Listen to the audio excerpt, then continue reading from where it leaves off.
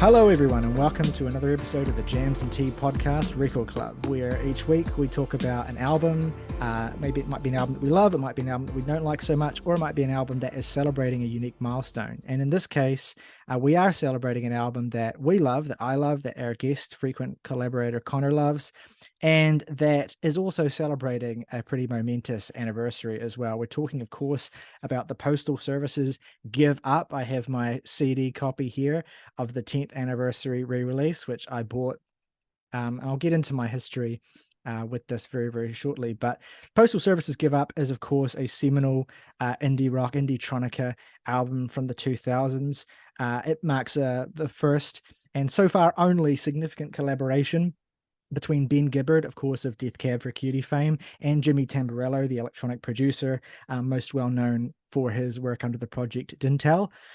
This album came out in February of 2003, and it's an album that, as I said, means a lot to myself, means a lot to Connor, means a lot to an awful lot of people, to be honest. It's a defining example, I think, of a sleeper hit indie classic. In a lot of ways, it presages a lot of music and a lot of aesthetics that would come to, I think, define and basically characterize indie music in a huge way, but that wouldn't really do that until a significant period of time after this album came out. It certainly is an album that feels as though it is made in large part by the guys who are in the band Death Cab for Cutie, because Chris Waller is also on this album as well. He plays a huge part in the instrumentation of this record and production of this record as well. And it's very easy to see a kinship with the tone of this album and with the tone of a lot of the music that Death Cab were making at this time. This album also came out the same year as the seminal, or one of these seminal Death Cab albums anyway, Transatlanticism as well, which came out just, I think, a few months after this. So kind of, we're talking Gibbard, we're talking Waller at the peak of their powers.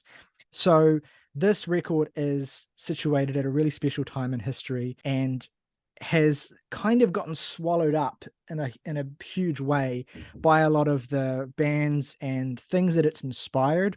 Essentially, like the recurring joke, I suppose, is like how a band like Owl City came along about 6 or 7 years after this and basically essentially took everything about this aesthetically and achieved massive radio success with it, despite the fact that this album at that time was more of a kind of cult classic. It was an album that was hugely successful, but it was an album that gathered steam over time, to the point where by the time of its 10th anniversary in 2013, it warranted this re-release and was basically a huge favorite.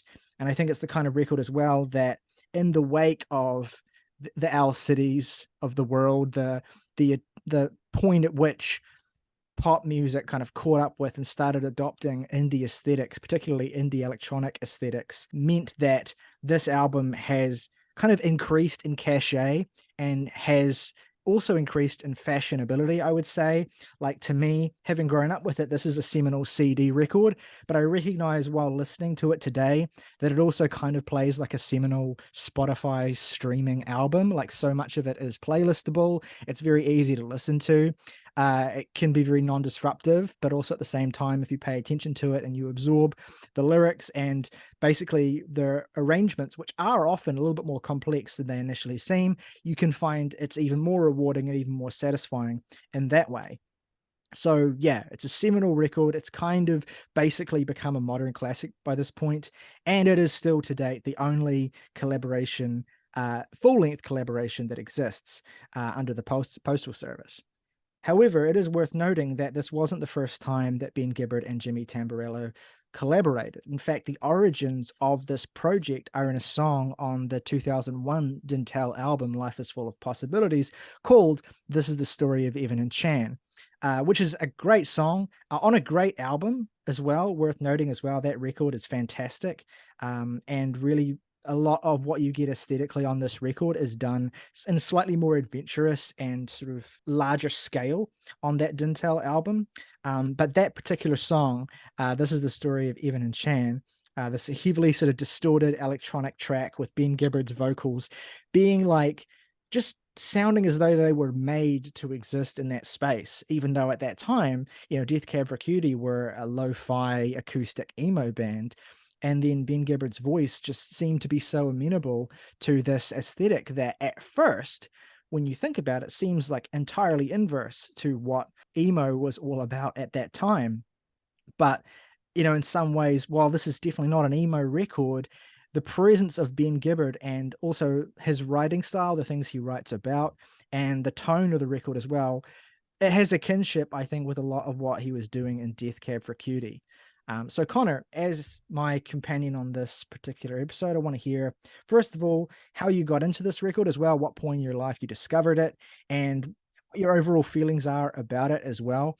Yeah, so I kind of got into this record about, I would say, early days of high school, back when my sister would drive me to high school every day because we went to the same high school. She was a little older than me. I couldn't drive yet.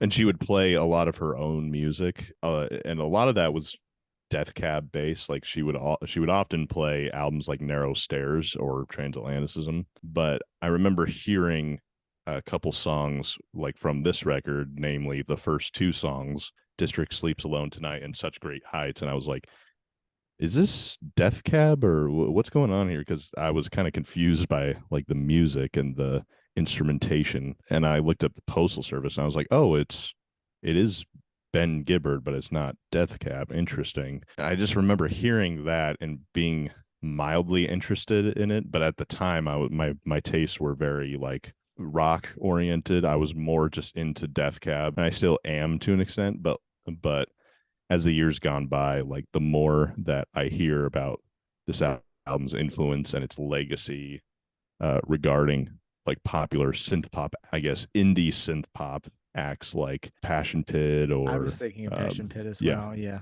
even with its influence with records such as Fireflies, for example, like this album still stands as such a unique sound palette.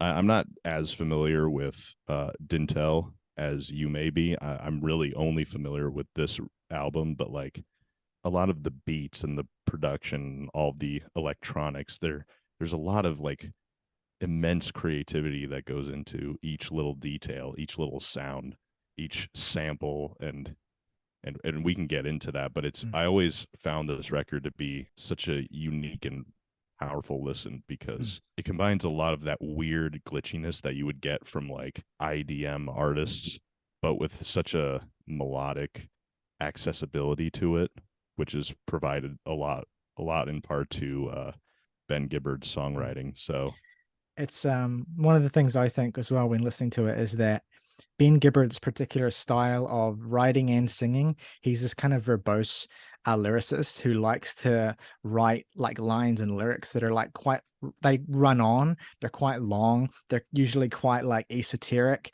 or they'll reference something very specific, or they'll talk about something in incredible detail. And he has this sort of style of singing where he sort of fits as many syllables into each line as he comfortably can without feeling as though it's kind of like straining the pace of the music or anything like that. So his incredibly intricate style as a writer feels very like amenable to this very intricate style of electronic instrumentation, these very kind of fast and crunchy and very minimal techno influenced beats as well. That's one of the reasons why I think he's such a good fit on this, is that he feels and uses his voice, even though his voice is very sort of bright and soft and pleasant, it works very well like parallel to all of these crunchy glitchy sounds because they both have that similar level of intricacy.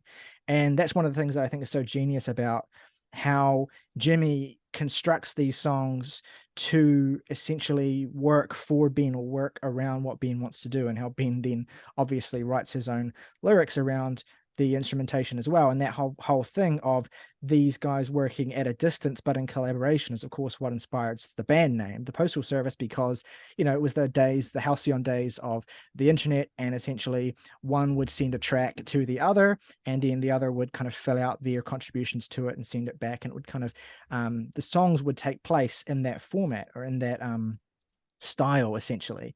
And so it has this very homely, warm, sort of intimate and comfortable feel And none of these tracks really do anything bombastic or really kind of like try to be larger than life in any way. It just feels very cozy. It feels very warm, and it feels very twee as well. Like even more so than I think a lot of Death Cab's music, which undoubtedly and unashamedly can be twee at certain points in time. It's such a perfect record to discover when you're in high school. It's such perfect music to discover when you're at that age as well. Because being, and this is one of the reasons why I guess people are, like to sort of take the piss a little bit out of Ben Gibbard and Death Cab for Cutie, is that he does write in this very kind of naive and sort of geeky style about, romance and love and attraction, all these sorts of things. And that's obviously stuff that veers more into emo territory in Death Cab material, but it's very sort of sickly sweet.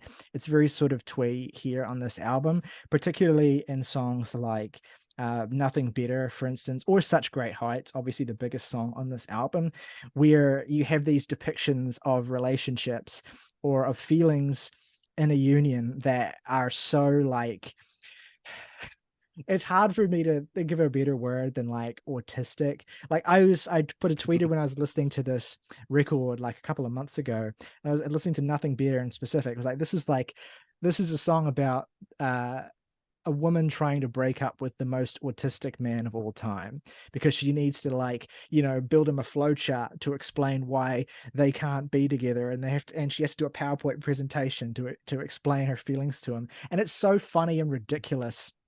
And there's obviously a sense of awareness of all that, but just this very kind of like cozy and nerdy whole thing that it has, like it feels very fitting for the kind of music that this is. And it's not, it kind of gives a sort of covering for the genuine sweetness that I think is in this album, particularly in songs like Clark Gable, for instance.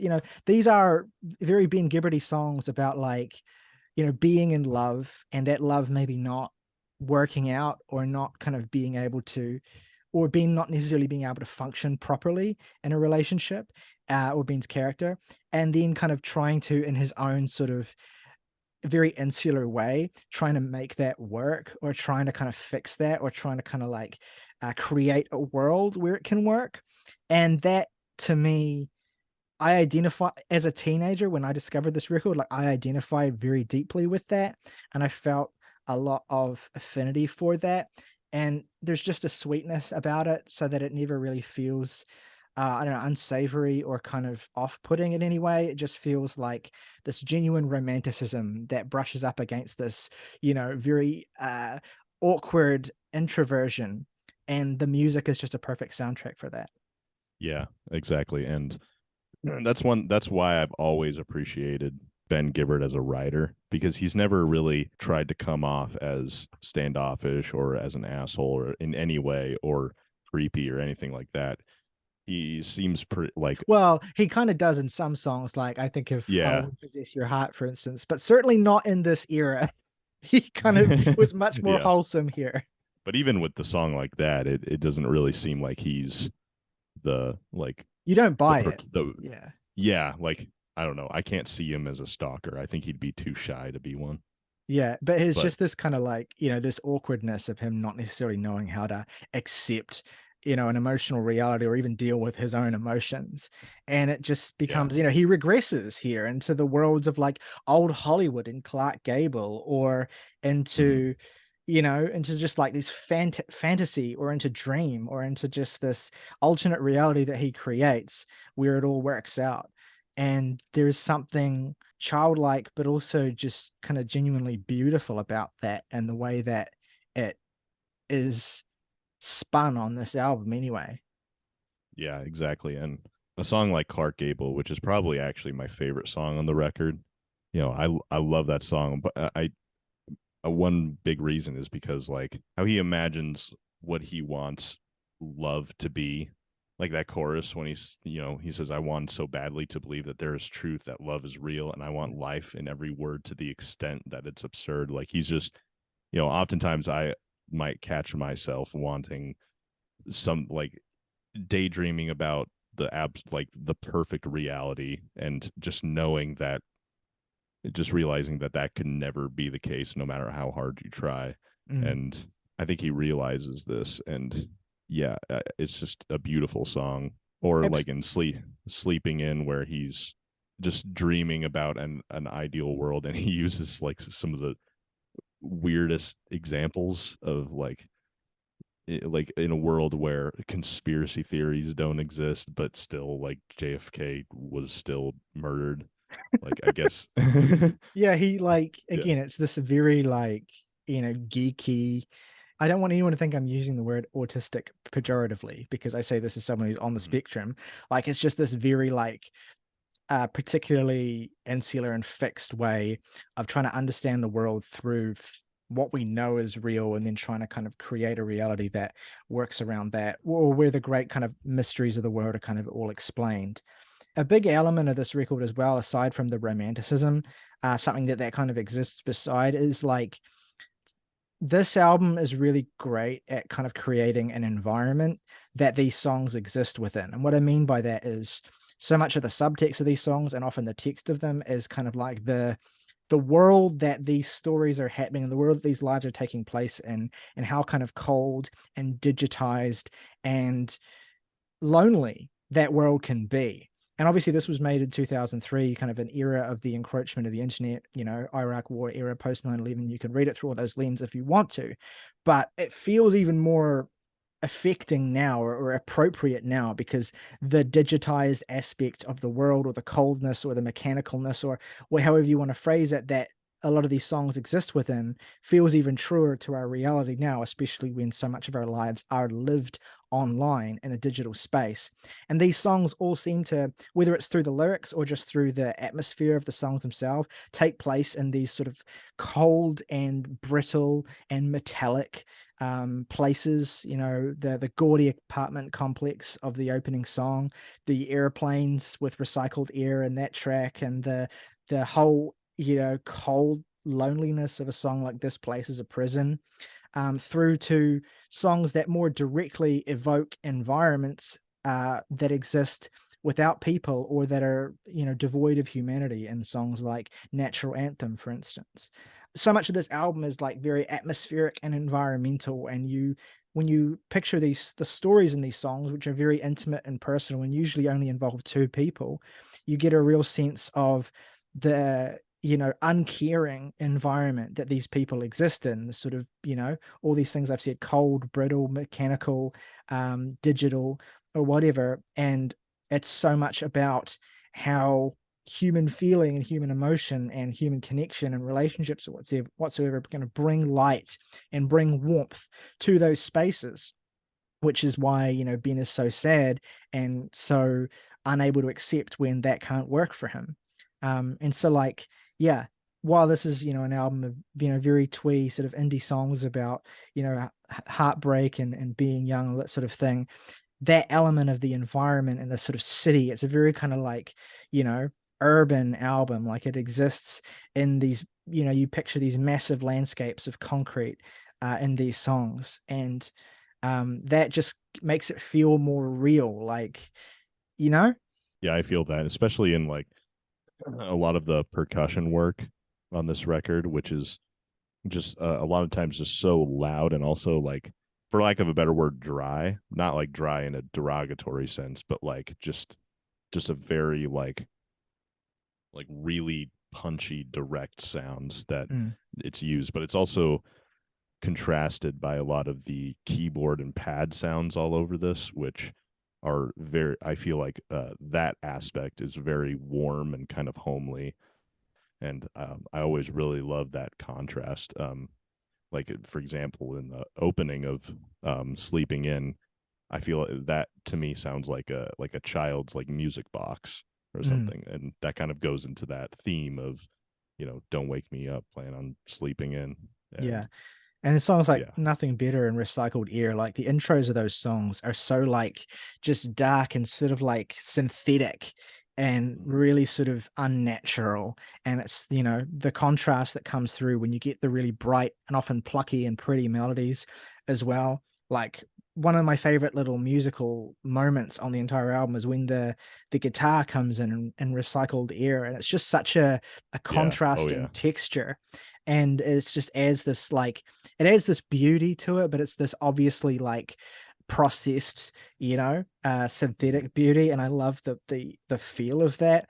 I like when songs there are songs on this record that kind of just sort of collapse into a whirlwind of electronic textures that create warmth in entirely new ways, like Brand New Colony, for instance, which is just such a Oh hard yeah. song to describe what that song actually sounds like and what it does, but it's gorgeous. It's pretty. You have these, twinkling textures, but they're really sort of distorted and compressed. And you just have these whirring sounds, and it's just like Mhm. you're existing inside this massive artificial space. And it really, really like it's evocative. Yeah. It's just powerful stuff.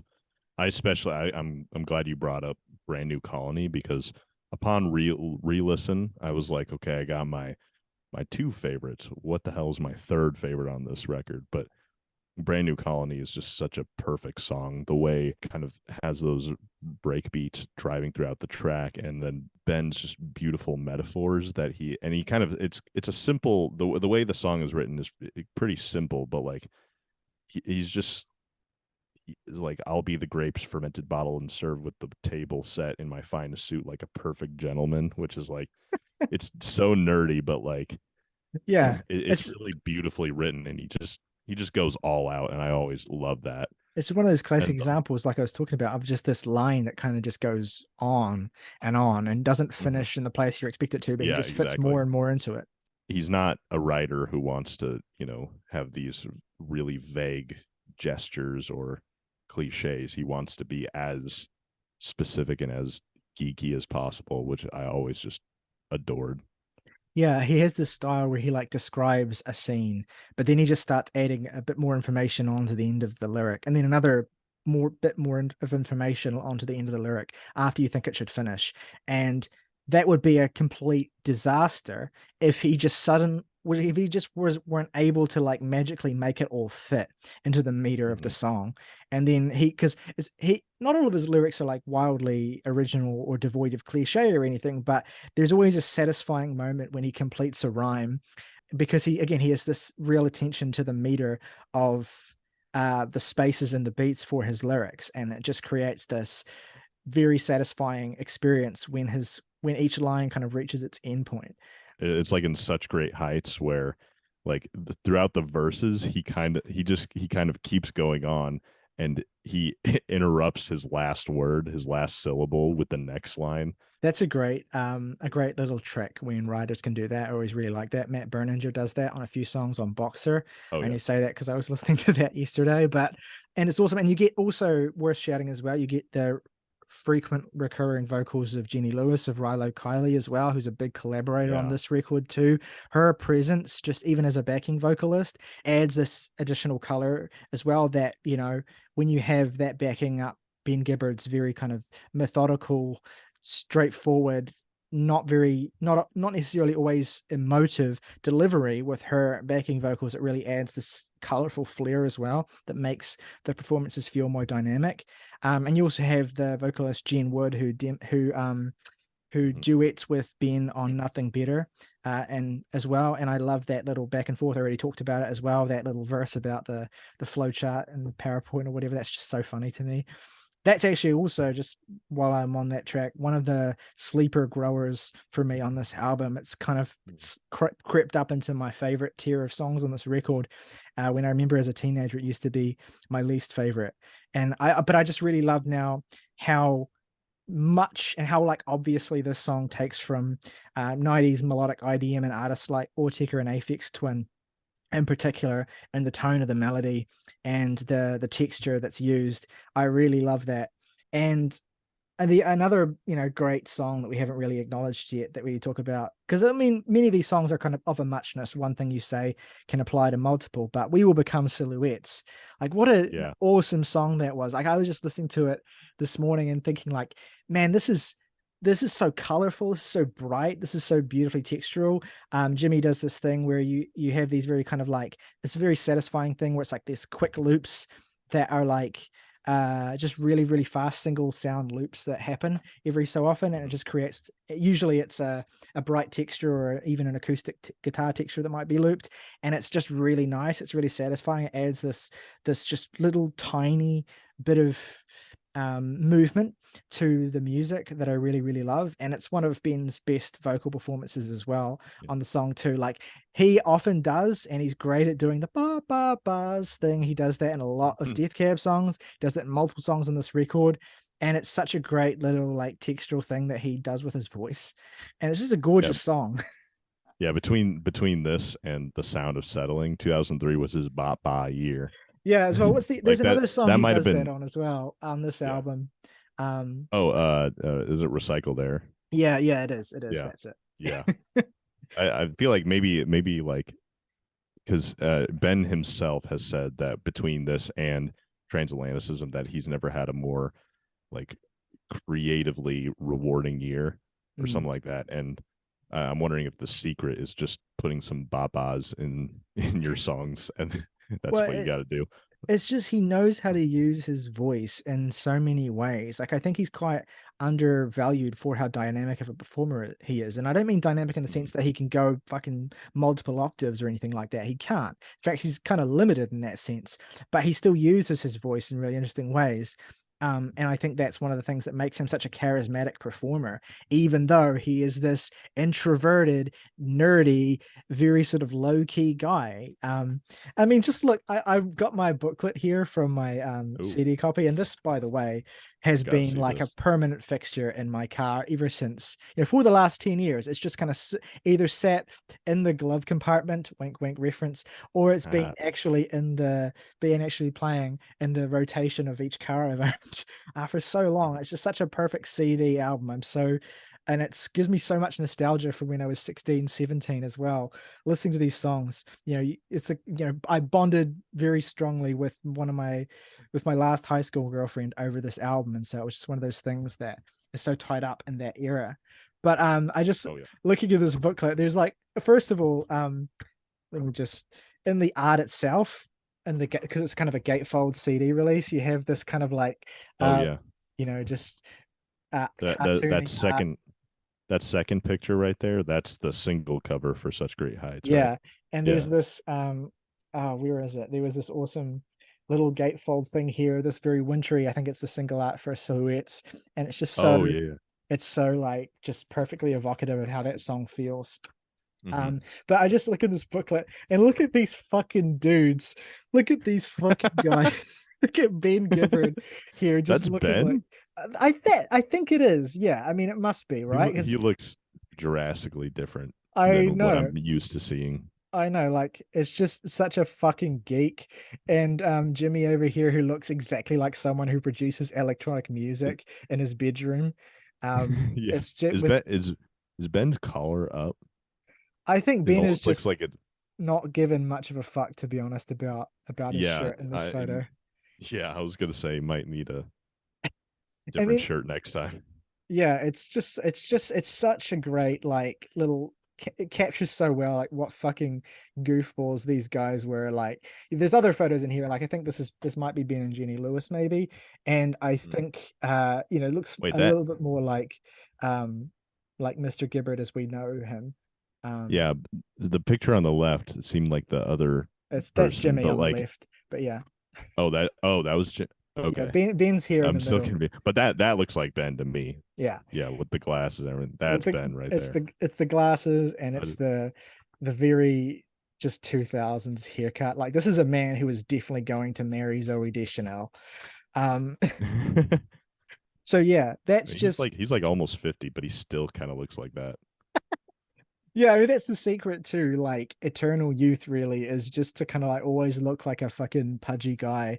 But no, and it's cool how the arc that this album has had over time, in the sense that when it Hmm. came out, it was kind of ignored and kind of generally looked upon, and as time went on, kind of generally looked upon as very sort of like lame core sort of music, like, but as time's gone on, as the the influence of this record has seeped through into popular culture, and a lot of popular music has been made based off of the template that's laid out here. It's kind of wound back around to being cool, despite of how lame it is. Like, Yeah. even because of how lame it is, in a weird sense. Like, one of the kind of massive waves, there are a lot of little subgenres that existed in the 2000s as a result of music blogs and the sorts of music that music blogs would be really, really into. And one of them is indie-tronica, which is like this fusion of indie rock and indie pop aesthetics with 90s electronic textures, and specifically. And Give Up, to me, is like a foundational album. I mean, without them, you wouldn't have Hot Chip, and you wouldn't have Passion Pit, and you wouldn't have all these, like the No Twist, and even the Go Team, who came around the same time. Like, all of these bands that do very distinct things with their fusions of electronic music and indie rock. This is one of the seminal foundational texts, and the fact that it even has roots further back than this into 2001 and even in Chan really speaks to how kind of ahead of the curve it was. It's this natural next step from Aphex Twin and Autek and what they were doing in the late 90s specifically, and the rise of indie rock. It's Pavement meets Autek. It's not particularly close to either of those, but it kind of is the future of what they were. And we've sort of talked briefly about it, but I think maybe it's worth kind of wrapping this up by talking about, the song. Well, I guess it's not the song on the record, because you could make an argument, but The District Sleeps Alone Tonight, right? Every time I listen to this album, this song just completely stops me in my tracks. It's the opener on this record, but it's just one of the most beautiful synth pop, indie pop songs that I've ever heard, that I could imagine. Just those little "Where I Am" vocals from Jenny Lewis, and the just gentle pads, like these kind of cheap lo-fi keyboard pads. They actually remind me a lot. The way this texture that this album opens with is almost identical to the texture that Sigur Ros's Untitled album opens with, and they're both staples of early 2000s music for me. But just everything about this song just completely just destroys me. I absolutely adore it. Oh yeah, it's a perfect song. The way that like the instrumental just like kind of builds throughout the entire song, just starting off with those soft pads and then little percussion, Ben singing, and then kind of picks up pace when the chorus comes in. My favorite, like, at least musical moment on this song, and one of my favorite moments on the record, is when those duo guitar leads come in from Ben.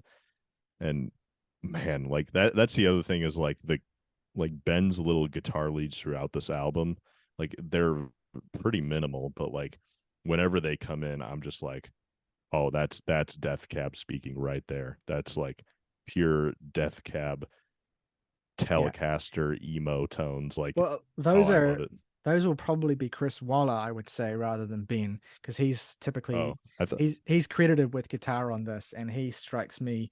It could be Ben as well. It could be both of them. I did see somewhere where it said Ben played some guitar as well, so it could be both. I don't know. They probably did. They probably both did. But yeah, it's kind of like Ben and Jimmy are kind of like locked in together, doing this kind of like, Jimmy doing this atmospheric stuff, and Ben doing this, the meat of the songs themselves, the lyrics, the stories. And then Chris is just like the secret sauce who comes in and adds little guitar parts, adds piano parts, adds he's all the drums you hear on this that are live drums. Occasionally you do hear live drums, like on This Place Is a Prison. Those are Chris. Oh, I love that. Yeah, that's pretty fucking awesome. And so it's just this great melting pot of these sounds that work together to give these songs so much atmosphere and so much richness in their atmosphere. And yeah, like just the way that District Sleeps Alone Tonight kind of builds up in its pace and becomes this really fast-paced thing, even though it's still this very minimal techno thing by the end of it, and then goes into that little synthesizer intro of Such Great Heights, which is just like one of the most perfect, gorgeous little intros in any song ever, especially when it kind of just gets completely corrupted and corroded by that. It's so funny that Such Great Heights is such a huge song, and once the beat of the song kicks in, it's like it sounds like it's being reversed. It's just completely stumbling over itself, and it works somehow. It's just this really bold and awesome decision. And it's such a loud like snare sound. Yeah, that song. It's really loud, like, actually. Like It's like, that whoa. the loudness of that, the weirdness of how it sounds and how it's mixed, and just that reversing kind of sound that it has, and Ben just doing this mile a minute, incredibly verbose, long ass lyrical line thing. It's amazing the song works, but it works because you get to that chorus and it's Mhm. euphoric, right? It's gorgeous. Yeah. It's so pretty, and it just brings the song into this totally new place. Opening with one of the best breakup songs ever, followed by one of the best love songs ever. Yeah, It's just yeah, amazing. just so fucking good. And Yeah. yeah, and I think as well, one thing that's under talked about when this album is talked about that I've always loved, and I definitely was primed to love this as a kid because I came from this with sort of the opposite set of aesthetic, preferences to you when you discovered it.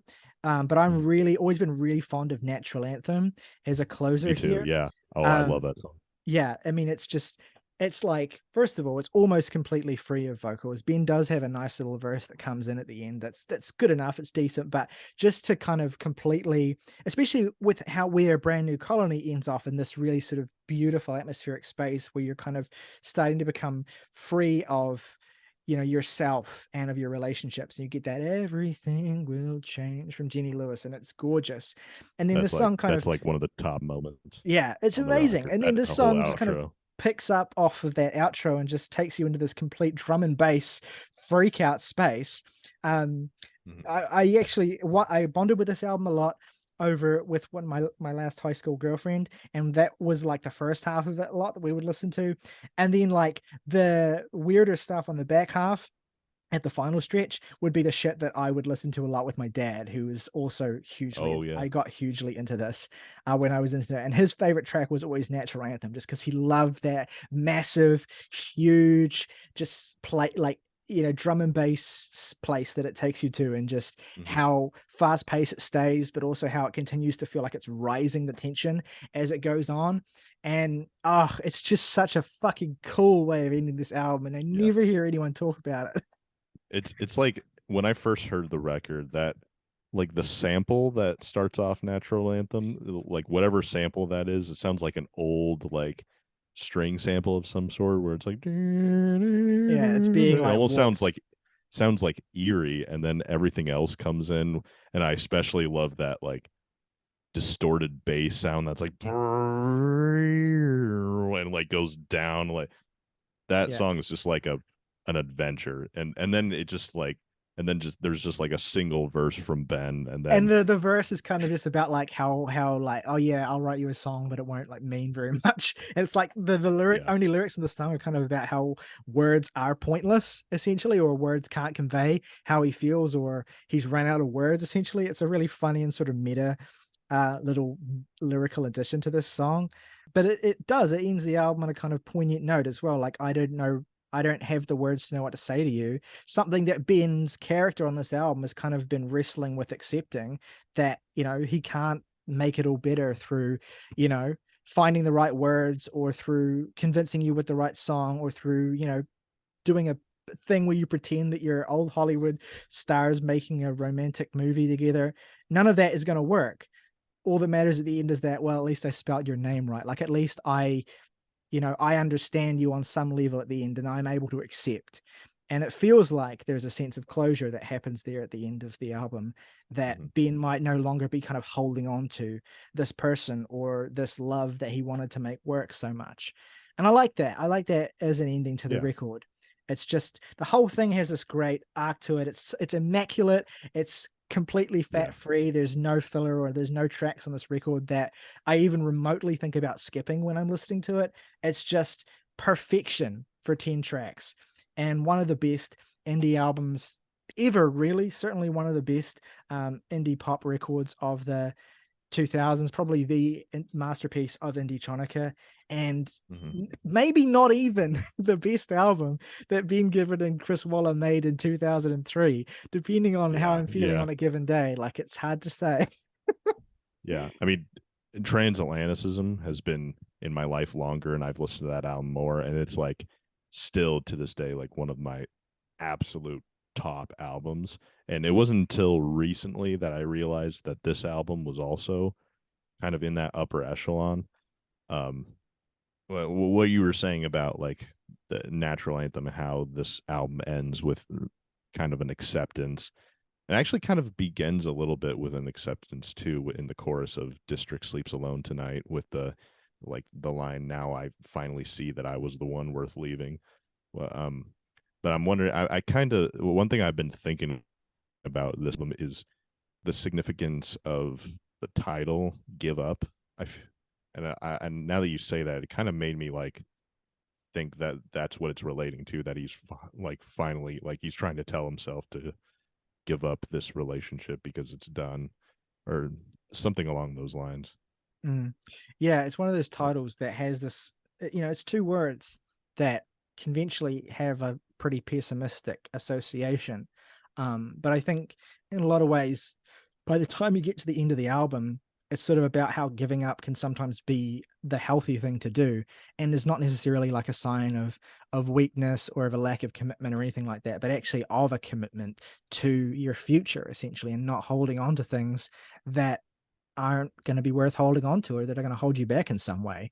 So yeah, I like that. I love when you have like a title, whether it's a song title or especially an album title, that you can get a very distinct impression from just by looking at it. But then when you listen to the record, it kind of changes the way you interpret those words. And it's more powerful the more succinct it can be. And it doesn't get much more succinct than just give up. Like, it's only 6 letters, right? And yet by the time you get through this record, it has a different meaning than it might just looking at it before you hear it.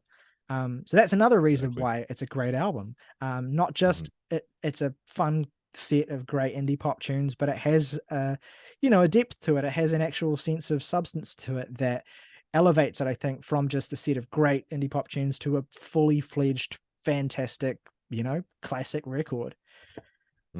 And it's a 10 from both of us, obviously, so we don't need to go through that. It is a masterpiece, the Postal Service Give Up, and if you haven't heard it yet, or if it's been a while since you've listened to it, use this occasion of its 20th anniversary to give it another shot, because it is just one of the greatest records of its time.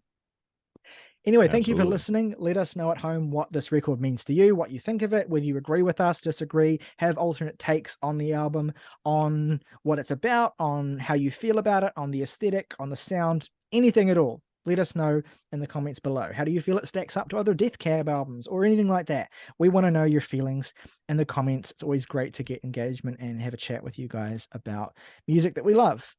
If you enjoyed this discussion, please consider giving it a like and subscribing on YouTube if you haven't already. If you're listening on Apple or Spotify, you can head on over to the link in the description and give us a subscribe that way. Just lets us know that you've been enjoying it and that you want more, because we do these every week and we have a lot of fun doing them. As always, though, folks, until next time, rock over London, rock on Chicago, FedEx, when it absolutely, positively has to be there overnight.